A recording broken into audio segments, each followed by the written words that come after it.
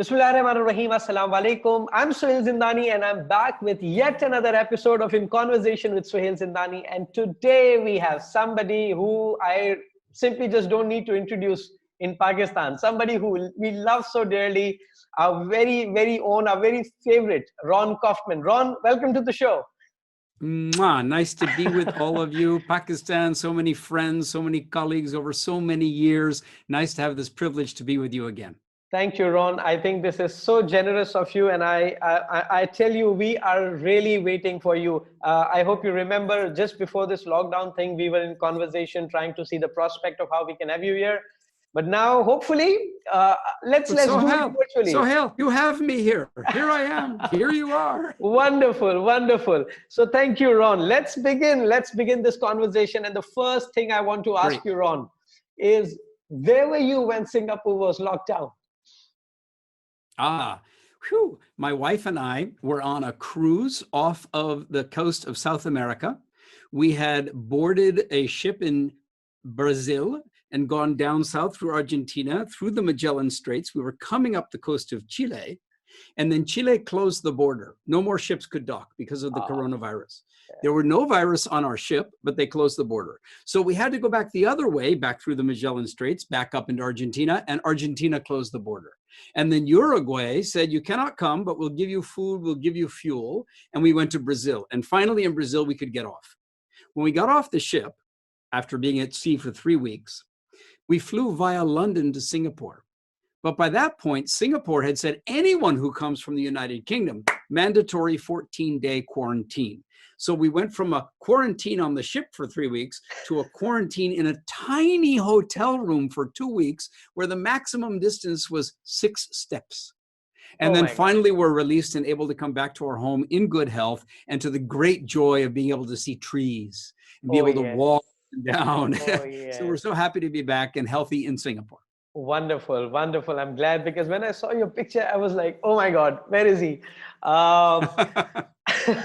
Okay, so Ron, we are in it's no surprise anybody calling it unprecedented times, because it's fact anybody who has not lived for more than 110 years haven't seen anything like this ever before. And you have been, if I talk about you, I talk about service. How service you see in this particular time of the time in which we all are, how service has gone more significant, more important, and rather more urgent? What's your take on that? Enormously so. In the past, just the recent past, the idea of service was to create more value. And the value would be measured by more customers or more profit or more top line revenue or a higher net promoter score or more social media praise. Or, the whole idea was, I'm in service to serve you as my customers, to create value for you, to get value for me. But now what we're seeing is that service really is about taking care of someone else. Service is not just action that creates value. Service is action that can take good care. And so then that raises the question in a different way. What do we actually mean by care for someone else? And what does it really mean to take good care? Is it just to satisfy your whims and your hopes and your aspirations? Or is it to authentically be concerned about your well-being as another human being? And then to design the action that I take that will nurture and help you flourish who you are, what you're concerned about, what you want, what you need in your life, not just in the moment of doing a financial transaction. So I think that there's a listening in the world today that's very different than before the coronavirus crisis, where people are saying, not just how do I make more money, but how do I actually create an ecosystem around me that includes making money, where people know that I care about them and they can trust me to take good care. Wow.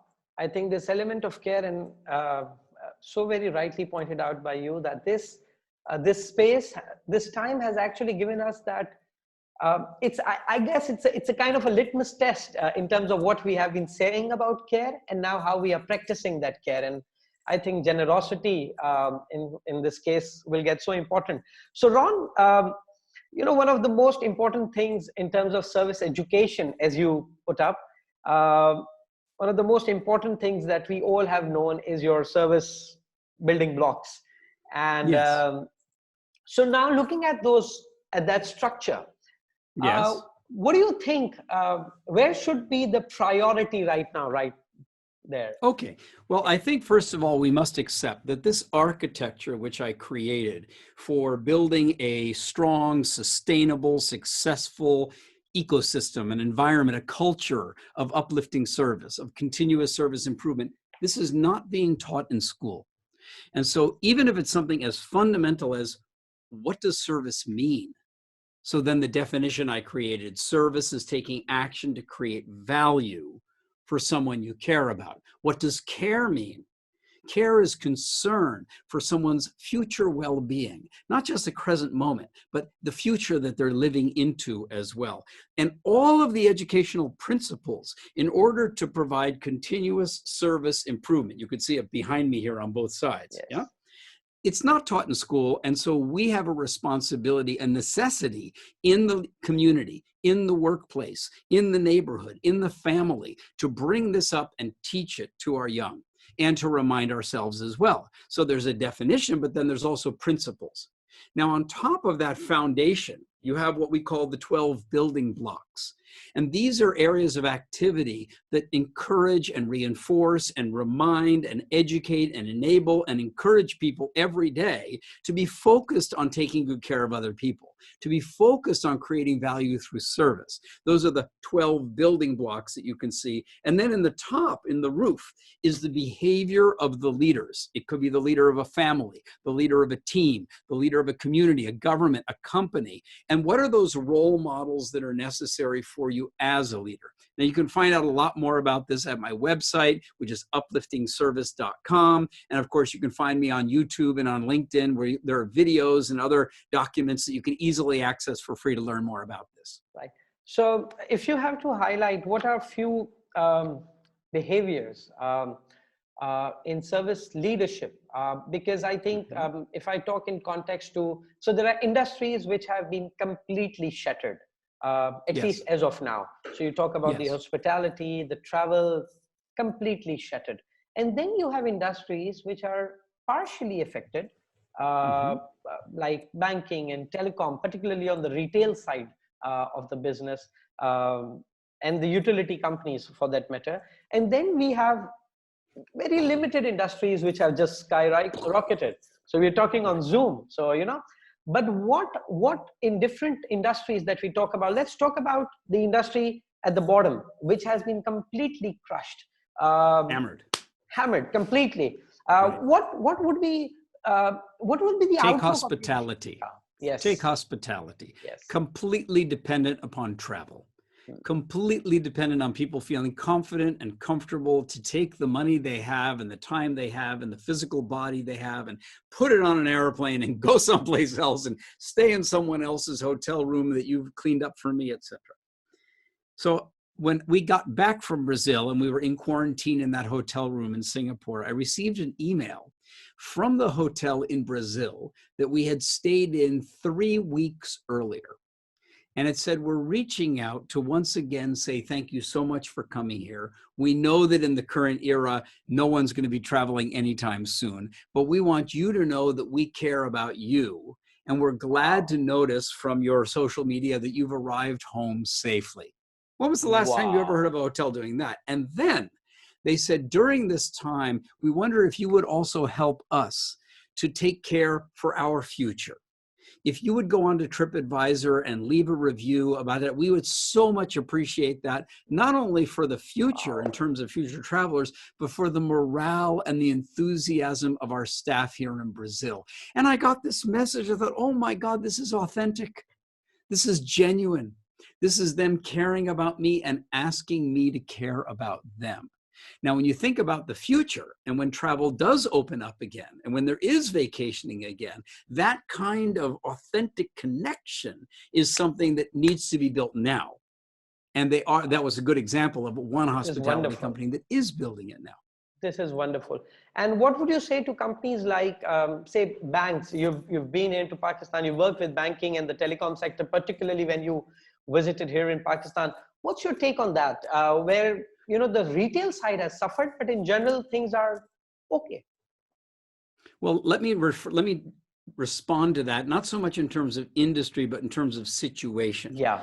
We're all facing unexpected, unprecedented, unwanted situations, which includes a lot of I forgot to do that, or I didn't know I had to do that, or I'm not able now to do that, or you as the service provider said you were going to do that, and now you're not doing that for me. So there's a lot of disruption and a bit of chaos and uncertainty in the space.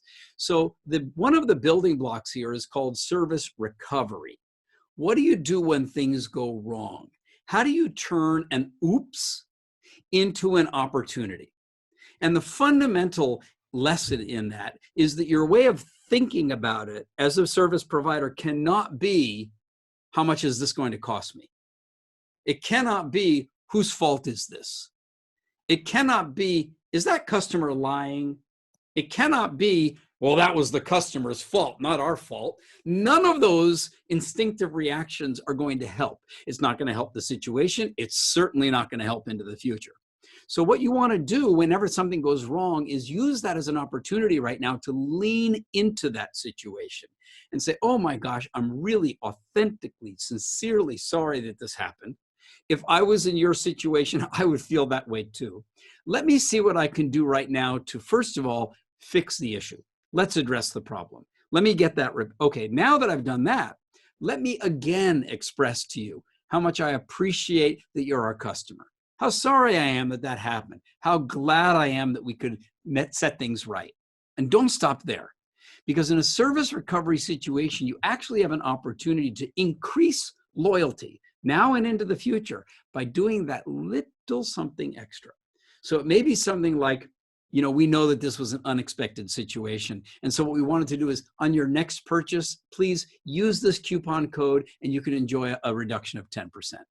Or the next time you come in, we'll be happy to provide an additional training session for you so you can see how this works. Or do you mind if I call you back next week just to double check and make sure that everything's okay? Those little gestures of something extra in a service recovery situation stand out for kilometers of generating future goodwill. And that's across all industries. This is gem. This is amazing. Ron, I don't know, I'm sure many of the people that you have met in the world have told you that we have known so much about Singapore just because of you. So from Singapore airline to the airport, to how the taxi drivers operate, to how the cops operate. What is one thing in this time, what is one thing that we can learn from Singapore? Something that you've seen Singapore doing, perfect, of serving its citizen, what we can learn from it? Yeah, very good. And you know that I've been a resident in Singapore for 30 years, and I am now a citizen of Singapore. Wow. So when people said to me, you're a citizen of Singapore, I mean, was it hard to give up your US citizenship? Because Singapore does not allow dual citizenship. And I said, no, it wasn't a matter of giving something up. It was a matter of choosing and wanting to do and be involved in something else.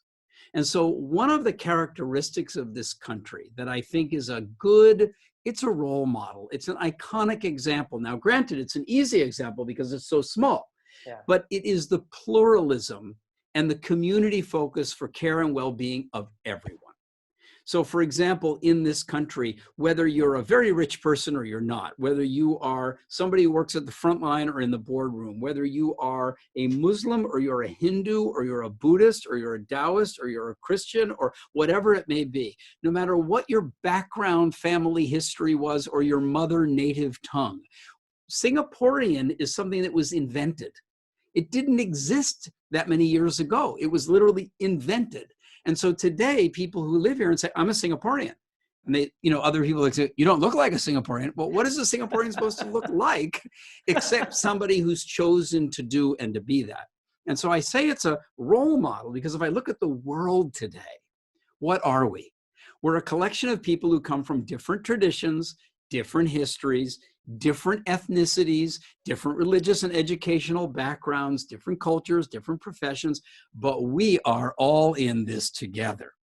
And certainly the current virus health pandemic is making everybody aware of that. And in some ways, it's making us aware of it in a very important manner, because if we didn't pay attention now, by the time climate change really came and smacked us around and said, you are in this together, it could be even further too late.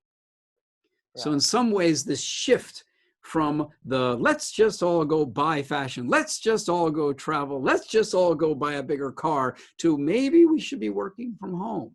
Maybe we should be using digital technology more. Maybe I should be growing some food rather than wasting food. You know, maybe this concern for each other on the street, in the city, in the community, in the country, in the world is something that Singapore has done in a micro way that all of us now need to do in a very macro way. Wow. Because this conversation from your side, by the way, just, you know, there's so much, every time I talk to you, there's so much to learn from you. The kind of clarity of thoughts you have, Ron, it's amazing. And I think you're blessed with it. Because now in this conversation about Singapore, you actually led into your answer to my next question, which was, everyone is talking about there's going to be a new normal. What's new normal for you? How you look at it? Well, let me say something about that. I'm showing you a beautiful beach. This is my wife's hometown in a tiny little town in Western Southern Australia called Esperance, which means hope in French. And as you can see, I mean, it's just glorious white sands. When travel is possible, that's where we like to go for Christmas. And people go like, when am I going to be able to go back to the normal where I can relax? But you know what? This is the new normal. With what's going on now in terms of technological change, economic change, governmental change, environmental change, educational change, community change, we now need to become not so much like, it's normal, I can relax. We need to become navigators.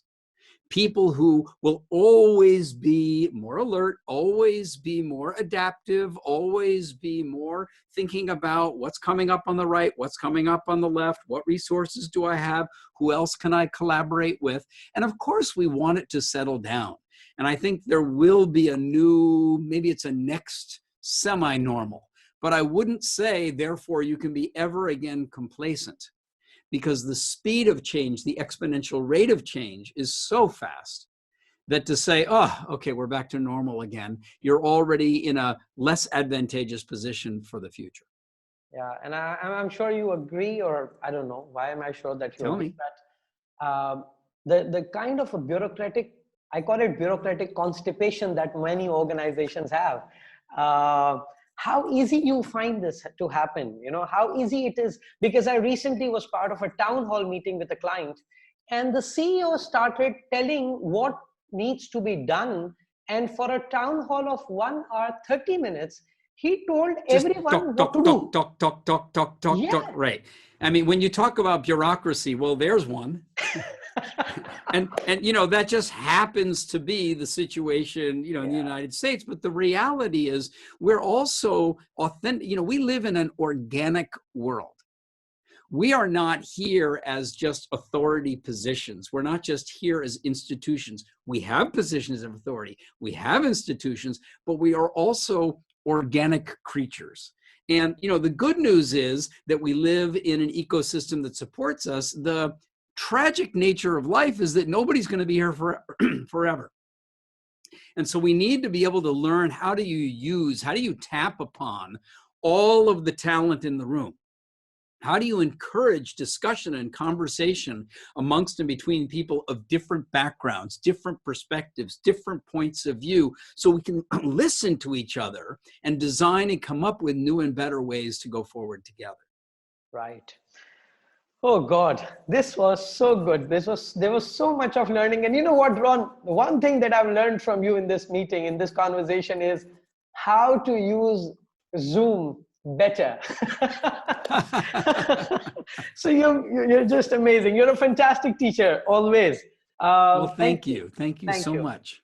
Thank you, Ron, for your time. I think this was amazing. And I'm sure all those who will have the opportunity to see this conversation will have some concrete learning points. I was trying to grab the books that I've your workbooks that I got in your programs, and I've taken notes. Yes, And yes.